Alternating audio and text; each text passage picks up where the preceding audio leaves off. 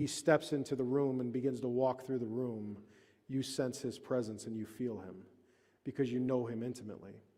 And everything we have in the Christian faith is built upon what has happened at Calvary. Without Calvary, if anybody can disprove what has happened at Calvary, what they could do is they could collapse Christianity.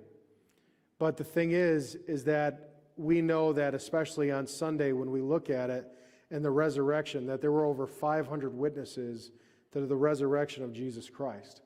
And what's also astounding, some people will doubt the validity of the Bible and these men that follow Jesus, but when you're going to tell me, now we know Judas betrayed Jesus and he hung himself, but you're going to tell me the 11 guys that followed Christ closely, one died in old age, who was John the Apostle, but you're going to tell me the rest of the 10 all were martyred and this is a fairy tale?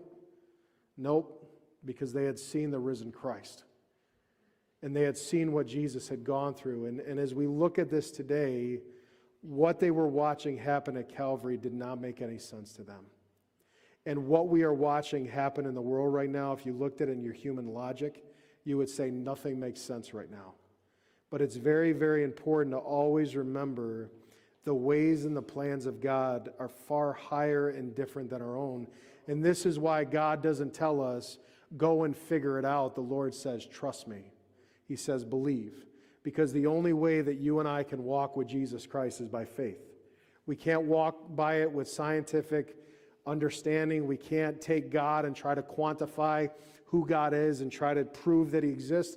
Because you know what? You can't scientifically prove that God exists. But what you can do is you can look at creation. You can look at everything around you. And when you begin to wonder in your heart, is there a God, and you begin to pursue truth, at the end of that journey, you end up with Jesus Christ. Because he is truth.